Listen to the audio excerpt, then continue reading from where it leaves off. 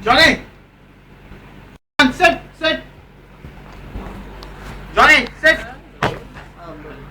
अब थक गया चलो उठो शो जॉनी शो क्या हो भैया आयो हाँ सेट चलो कमान सेट सल्यूट करो जॉनी सल्यूट कमान सल्यूट करो हाँ अच्छा show Johnny show Johnny show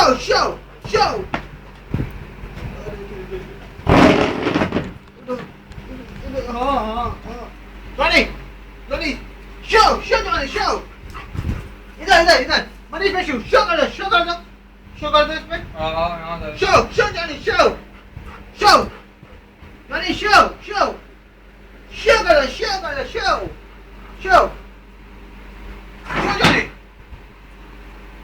show करो जॉनी शो कर दो शो कर दो हाँ शो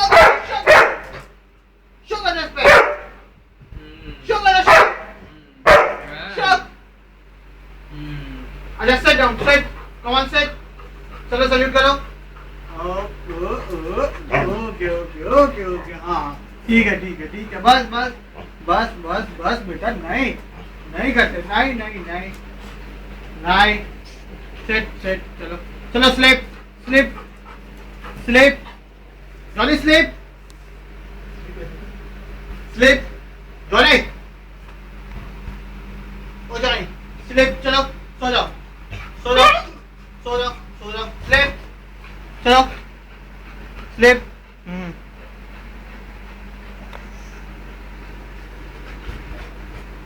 हेलो हाँ भाईजान क्या हुआ कुछ नहीं सैलरी तो बात की बात है वो तो वो क्या करो वो हो गया मतलब हमने ऐसे टिप भेज दिया आपको तो हाँ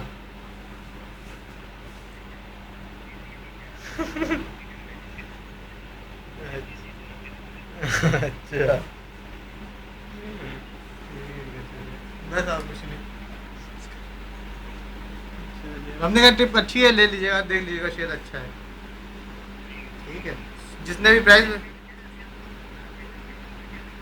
अच्छा अगर कहीं से हो सके मगर किसी को लेना जैसे अयाज उनको लेना होता है ना अयाज भाई को तो उनको भेज देना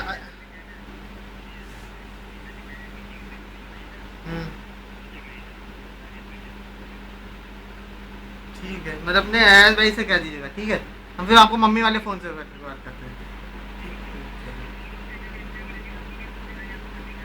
ठीक है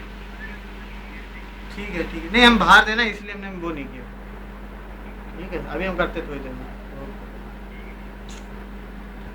जाने चलो स्लिप जाने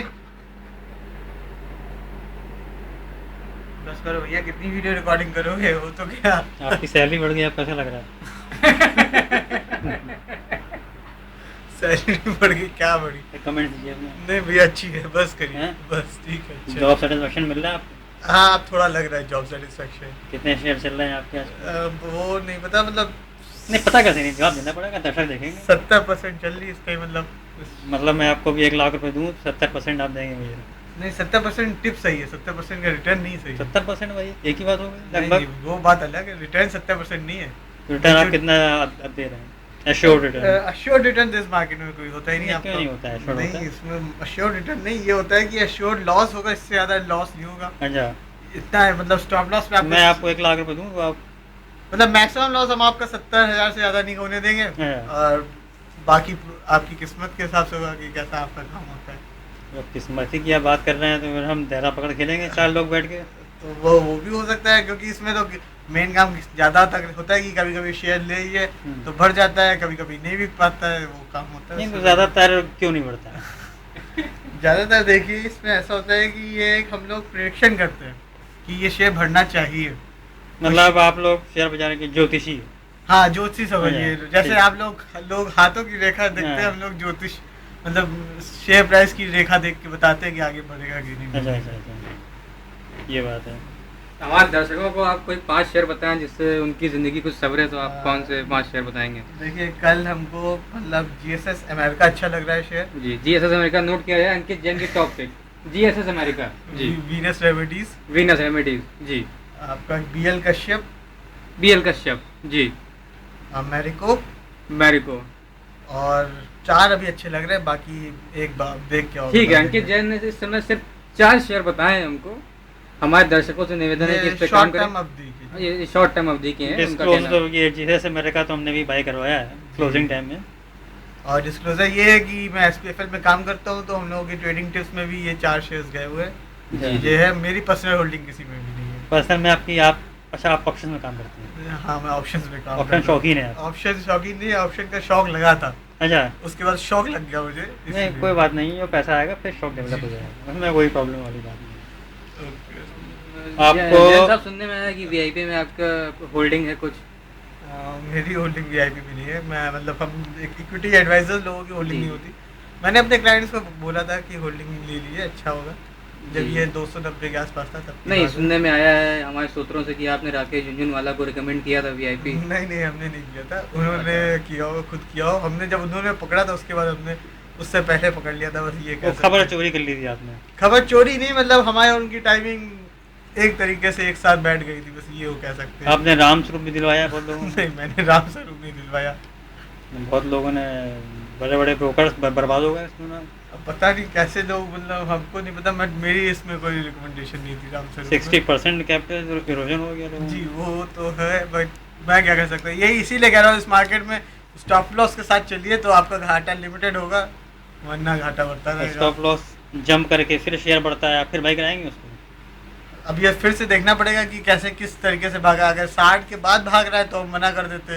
अगर ये होता है कि मतलब 100 रुपये जैसे आपका उस टाइम स्टॉप लॉस आप लगाया, वो 90 पे जाके फिर से 100 रुपये आ जाते हैं, फिर से काम कितने कर सकते परसेंट हैं। का स्टॉप लॉस आप जनरली देते हैं? जनरली देखिए डिपेंड करता है, वैसे कोई फिक्स रेशियो नहीं होना चाहिए। चार्ट के पैटर्न के हिसाब से स्टॉप लॉस देखिए, उसके हिसाब से काम जनरल करिए। आइडिया लगभग अप्रोक्सीमेट रिस्क रिवॉर्ड रेशियो देखिए आपकी फेवर में होना चाहिए। मेरा ये कहना है कि अगर गेन आप सोच रहे हैं कि इसमें 40 रुपये है, तो 10 रुपये का अगर घाटा आप खाने के तैयार है, 10 से 15 रुपये, तो वो चल सकता है। बट ये है कि गेन भी उतना ही है और लॉस भी उतना है, तो फ़ायदा नहीं है उस सौदे का। आप 10 लाख का एक पोर्टफोलियो मैनेज कर रहे हैं, जी 5 मिनट के अंदर मार्केट में क्रैश आ गया, जी, करीब 5% का क्रैश आ गया 5% के करेक्शन। सेंसेक्स में, जी, आपके सारे स्टॉप लॉस ट्रिगर हो गए, मेरे सारे stop loss trigger आप हो गए। दोबारा ले नहीं पाए और आपके बहुत से ऊपर शेयर खड़े हो गए। जी, उस स्थिति को आप कैसे संभालेंगे? मतलब शेयर पहले स्टॉप लॉस ट्रिगर हुए, मेरे सब बिक गए, सब बिक उसके गए, बाद फिर से आ गए, जहाँ पे से आपने दिए थे उससे भी और ऊपर उसी मतलब दिन बंद हो गए। उसी दिन बंद हो गए। क्या आप दोबारा उसको खरीदेंगे या फिर उसको नहीं खरीदेंगे? नहीं, मैं फिर 1-2 दिन का वेट करूंगा, क्योंकि मार्केट अगर करेक्शन 5% का खा रहा है, उसके बाद फिर 5% बढ़ रहा है, या मेरे शेयर्स बढ़ रहे हो, तो फिर कुछ ना कुछ तो और खराबी आपने है 3 इस दिन अगर market आपने वेट किया और 3 दिन में आपका 10 रुपये का शेयर 50 रुपये हो गया, में। सर तो क्या फिर आप उसे खरीदेंगे आप? फिर तो मैं मतलब मार्केट से बाहर निकल जाऊंगा उस टाइम। तो मैं कहूँगा कि जब तक मार्केट का ये स्टेबलाइज नहीं होता, या तो अब भरना बंद नहीं होता, या मतलब गिरना आप नहीं एक बंद महीने आप अगर जी चलता रहा तो आप जी। एक महीने कोई काम नहीं होता। जी करेंगे? नहीं करूँगा, आप जब तक मन में आपके मतलब लगे नहीं कि ये मार्केट सही हो गया आपके हिसाब से, तब तक काम इसमें करिए। जहाँ आपको खराब लगे कि ये कुछ समझ में नहीं आ रहा है, तो जो चीज़ आपको समझ में नहीं आए तो फिर वहाँ से निकल जाइए, चाहे घाटा हो रहा हो आपको, चाहे फायदा हो रहा हो। अब आपकी कंपनी वाले अगर आप पे दबाव बनाते हैं फिर आप क्या करेंगे कि आप कुछ नहीं कर रहे हैं, टहलने आते हैं यहाँ पे? तो ये तो कंपनी वालों के साथ डिसाइड करा जाएगा कि क्या करना है। अगर फिर नई स्ट्रैटेजीज के लिए होगा, आपको लग रहा है मार्केट में आपको चढ़ना ही है, कोई भरोसा नहीं, तो फिर स्टॉप लॉस के साथ काम करिए, फिर ऊपर से खरीदिए, फिर मतलब नीचे फिर से आदमी बर्बाद होना शुरू हुआ। जी, वो तो है। अगर आपको बर्बाद होने की इच्छा है तो आपको करना ही पड़ेगा, उसमें कुछ नहीं कर सकते। आप ऐसे शेयरों के नाम बताएं जो कि क्लाइंट्स की रकम डबल हो गई हो। जिससे क्लाइंट्स की रकम डबल हो गई हो। मतलब हम लोगों ने जैसे वीआईपी था, अमर रेमेडीज था, ऑटो लाइन था, डबल नहीं हुआ बट सही हो गया। और आपका बीएल कश्यप भी था, किंगफिशर था आपका, ये सब कुछ शेयर एक दिन में रकम डबल करी है आपने? नहीं, एक दिन में नहीं करी रकम डबल। एक हफ्ते में रकम डबल करी है आपने? 1-1.5 महीने में रकम डबल होते हुए देखा है मैंने, करी मैंने खुद भी नहीं। कमोडिटी में तो 1 घंटे में रकम डबल देखी गई। कमोडिटी में हम लोग ट्रैक ही नहीं करते। करना चाहिए आपको, अभी पैसा हम नहीं लोगों बनता ने- उसमें। नहीं, ऐसा नहीं है। हम लोग की जो मतलब प्रोफाइल है इन्वेस्टर्स की, वो लॉन्ग टर्म की है मेनली। हम लोग पीएमएस में है, तो लॉन्ग टर्म इन्वेस्टर्स होती है। कमोडिटीज में माना कि हम लोग कर सकते हैं काम, बट अभी हम लोगों का काम इसमें चल रहा है, तो इसलिए अभी सोचा नहीं। उस टाइम हम लोग आगे कुछ लगा, अगर कुछ स्ट्रैटेजीज वैसी बनी कि कमोडिटीज में लॉन्ग टर्म कर सकते हैं, फिर कमोडिटीज में भी आ जाएंगे हम लोग। बीटा स्टॉक आपको कितना परसेंटेज में इन्वेस्ट रहता है? ये बीटा स्टॉक में हम लोगों का 30% तो रहता ही है। 30% मतलब आदमी ये बर्बाद होने के लिए पूरे तैयार रहे। हाँ, तो उसके साथ हम लोगों के डिफेंसिव स्टॉक्स भी रहते हैं जो बर्बाद होने से बचाते भी हैं। डिफेंस से कुछ नहीं होता है साहब, बाजार गिरता है तो सब आदमी खुद को डिफेंस नहीं कर पाता। सर ये तो हर चीज़ में होता है, कोई भी धंधा करे आप, उसमें अगर माली खराब हो जाए, मान लीजिए आप सामान मंगाया ट्रांसपोर्ट से, जहाज डूब गया या शिप हो गई, तो उसमें भी आपका जाएगा। तो जहाज से पहले शेयर हो या डूब जाता है। नहीं, तो वो तो डूबता ही है, शेयर बाजार डूबता है। तो ये देखिए, जब आप बाजार से अगर जाते हैं कि आपको 30 से 40% साल में रिटर्न मिले, बैंक एफडी जो 6 से 7% देता है, तो उतना घाटा खाने की, अगर आपने 100 रुपये का शेयर खरीदा, आपका शेयर 40 रुपये हो गया, आपने उसको बेच दिया। 40 रुपये में आप बेच रहे हैं, तो फिर मतलब हम 40% कमा के बेच दिया, 140 हो गया। जी हाँ। फिर उसके बाद वो 60 रुपये हो गया, 160। आप दोबारा एंटर करेंगे? मैं देखूंगा फिर से कि उसमें दोबारा एंटर होने की सही है कि नहीं। हम तो टेक्निकल्स है, फिर फंडामेंटल्स हम लोग देखेंगे पहले तो कि 160 पे इसकी वैल्यूएशन कंफर्ट लेवल में है कि नहीं है। उसके बाद हम लोग टेक्निकल्स में देखेंगे कि अब कहीं रिट्रेसमेंट होगी। और इतने देखने के चक्कर में अगर आपका शेयर वहाँ से 180 हो गया सर, और क्लाइंट कह रहा है कि आपने क्यों नहीं खरीदा? 3000 शेयर हैं, आप एक के पीछे भागेंगे तो क्या करेंगे? तो एक ही एक शेयर पैसा दे रहा है मुझे, तो एक दे रहा है, तो फिर उसको घाटा भी अगर, और क्लाइंट कह रहा है कि आपने क्यों नहीं किया, आप क्या जवाब देंगे उसको? हम लोग कहेंगे सर इतने हम लोगों के हिसाब से सही थी इसकी बैंक, अब बाकी ये शेयर है इसमें काम करिए ना। ये जरूरी थोड़ी ना कि वही शेयर काम करे। और वैसे अगर आपको पसंद है ये शेयर खुद काम करना है, तो ऐसा करिए, ये पैसा हम आपका लगा देते इतने में, फिर इससे हम लोग अपने कुछ नहीं करेंगे, जो भी होगा वो आप जाने उसके बाद। जैन साहब, आप एक देश के लीडिंग टेक्निकल एनालिस्ट हैं। कुछ भी नहीं, आप माने ना, पर वो आप हैं, आप दुनिया जानती है, आपके बहुत सारे क्लाइंट्स हैं, बड़े बड़े क्लाइंट्स हैं, आप काम कराते हैं। मैं ये पूछना चाहूँगा, जो हमारे नए उभरते हुए टेक्निकल एनालिस्ट हैं, उनके लिए आप क्या सलाह देना चाहेंगे? आप क्या चीज़ ऐसी देखते हैं जो बाकी और लोग नहीं देख पा रहे हैं? आपको नंबर 1 किस चीज़ ने बनाया? कल आपने शंकर शर्मा को कोई टिप दी थी, यूबीएस? शंकर शर्मा को तो मैं बेचने की टिप देता हूँ सर। अच्छा, क्योंकि वो हमेशा गिरने के लिए रेडी रहते हैं बाजार में। तो बस HDI हमने कहा था उनसे बेच दीजिए आप, 275 का रेट था, तब उनको हमने उस टाइम बता दिया था HDI आप बेच दीजिए सर। उद्यन मुखर्जी को टिप दी है आपने, सुना? नहीं, उद्यन मुखर्जी को सोर्सेस के पास सर, आप पता नहीं आपको कहाँ से सोर्सेस मिले, बट उद्यन मुखर्जी को कोई टिप नहीं। सोर्सेस सब पता है आप।